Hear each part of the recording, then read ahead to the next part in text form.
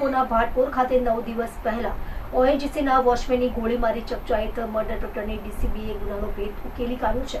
ડીસીબીએ બિહારથી 2 આરોપીઓને પકડી પાડ્યા છે। મૃતક અને તેના મિત્ર વચ્ચે નાણાંની લેતી દેતી બાબતે ઝઘડો થયો હતો। તેની અદાવત રાખી મિત્રએ અન્ય 2 સાથે મળીને હત્યા કર્યા હોવાની કબૂલાત કરી છે। ઈચ્છાપુર ભાટપુર ગામમાં નાણાવટી મહિન્દ્રા વર્કશોપની પાછળ ઓએનજીસી કંપનીમાં સિક્યોરિટી ગાર્ડ તરીકે નોકરી કરતા રોહિત ગીરી મકસુદનગીરીની તારીખ 2/1/2025ના રોજ રાત્રિના સમયે 3 અજાણ્યા લોકોએ મોટરસાયકલ ઉપર આવી અગમ્ય કારણોસર ફાયરિંગ કરી તથા તીક્ષ્ણ હથિયારો વડે હુમલો કરી શરીર ઉપર ઉપરા છાપરી ઘા મારી ગંભીર જીવલેણ ઇજાઓ કરી હત્યા કર્યા હોવાની ફરિયાદ ઈચ્છાપુર પોલીસ મથકમાં નોંધાઈ હતી, જે બાબતે ક્રાઇમ બ્રાન્ચે તપાસ હાથ ધરી હતી। ડીસીબીના પોલીસ ઇન્સ્પેક્ટર તથા પોલીસ સબ ઇન્સ્પેક્ટરનાઓ તેઓની ટીમ સાથે આરોપીઓને શોધી કાઢવા માટે વર્કઆઉટમાં હતા। તે દરમિયાન ટેકનિકલ સર્વેલન્સ તથા હ્યુમન ઇન્ટેલિજન્સને બાતમી મળી હતી કે હત્યા કરનાર આરોપીઓ બિહારમાં છે। આ હકીકતના આધારે ડીસીબીની એક ટીમ બિહાર રાજ્યના સિવાન જિલ્લા ખાતે પહોંચી ગઈ હતી। ત્યાંથી ક્રાઇમ બ્રાન્ચની ટીમ વિક્રાંત કુમાર રામબાબુસિંહ રાજપૂત, સિદ્ધાર્થ રામબાબુસિંહ રાજપૂત બંને રહે ગામ કોડિયા, પોસ્ટ કોડિયા થાના, ભગવાનપુર હાટ, તાલુકો મહારાજગંજ, જિલ્લો સિવાન, બિહાર તેને પકડી પાડવામાં આવ્યા હતા। આ અંગે પોલીસે પૂછતા મરણ જનાર રોહિત ગીરી તથા આરોપી વિક્રાંત કુમાર અગાઉ સુરત ખાતે રહેતા હતા। તે દરમિયાન સંપર્કમાં આવ્યા હતા, જે તે વખતે બંને વચ્ચે નાણાંની લેતી દેતી થઈ હતી। તે બાબતે જાન્યુઆરી 2024માં ઝઘડો થયો હતો, ત્યારે વિક્રાંત કુમાર પોતાની નોકરી છોડી પોતાના વતન બિહાર ખાતે ચાલ્યો ગયો હતો।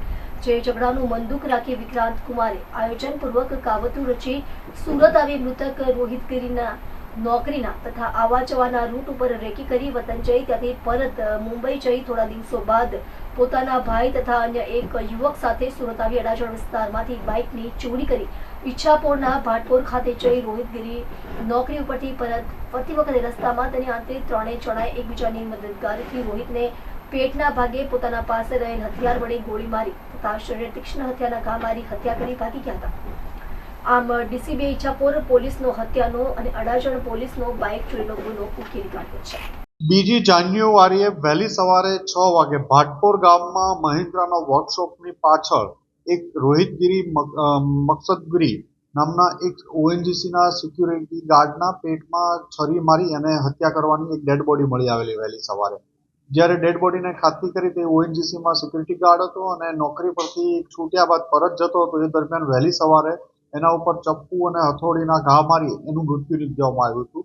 બાજુમાંથી છરીના ઘા આપણે છરી અને હથોડી પણ મળી આવ્યા હતા। પીએમમાં લઈ ગયા, ત્યાં એમના બોડીમાં જ્યાં છરી મારી હતી ત્યાં ફાયરિંગથી અંદરથી બુલેટ પણ મળી આવતા ફાયરિંગ કરી અને આનું મોત નિપજાયું હતું। અને આ બનાવ બન્યા પછી ક્રાઇમ બ્રાન્ચની અલગ અલગ ટીમો છેલ્લા 10 દિવસથી સખત આ કેસમાં મહેનત કરી રહી હતી।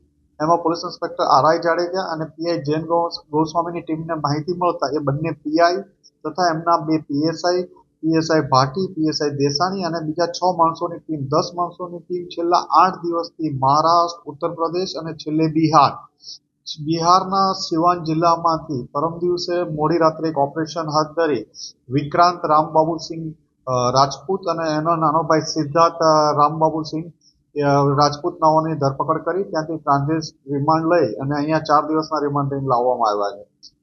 આ લોકો ત્યાંથી નેપાળ ભાગવાની ફિરાકમાં પણ હતા કે પૈસાની થોડી વ્યવસ્થા કરી અને નેપાળ ત્યાંથી જતા રહેવાના પ્લાનમાં હતા, પણ ક્રાઇમ બ્રાન્ચની ટીમે એને બંનેને શિવાનથી દબોચી લીધા અને પકડી ટ્રાન્ઝિટ રિમાન્ડ લઈને અહીંયા લાવ્યા।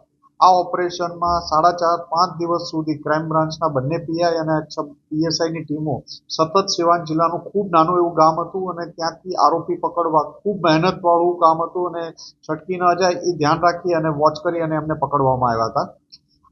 આમાં વિક્રાંત અને એનો ભાઈ સિદ્ધાર્થ સુરતમાં જાન્યુઆરી 2024 પહેલા રહેતા હતા, ત્યારે આની સાથે જે મરણ જનાર છે એની સાથે ઓએનજીસીમાં સિક્યુરિટી ગાર્ડ તરીકે બંને સાથે નોકરી કરતા હતા। બંનેને પૈસાની કોઈ બાબતમાં ઝઘડો થતા વિક્રાંતના માથામાં મારી દીધેલું મરણ જનાર રોહિતે। આ બાબતે 1 વર્ષ સુધી એને સતત મગજમાં આ રાખી આ બંને બંને ભાઈઓ એક ત્રીજા ઈસમને સાથે અહીંયા સુરત લાવી 3-4 દિવસ સુધી રેકી કરી, અહીંથી એક બાઇકની ચોરી કરી અને બાઇકની ચોરી કર્યા બાદ અને ચપ્પુ અને ફાયરિંગ કરી નિપજાવી દીધો। પહેલા એક ગોળી પેટમાં મારી, પછી પિસ્તલ લોડ ન થઈ ફરીથી તો એને ચપ્પુથી એટલો ગુસ્સો એના ઉપર હતો કે અશક્ય ચપ્પુના ઘા મારી એનું મોત નિપજાયું હતું. આ બંનેને પકડી આગળની કાર્યવાહી માટે ઈચ્છાપુર પોલીસ સ્ટેશને સોંપવાની તજવીજ ચાલુ કરી.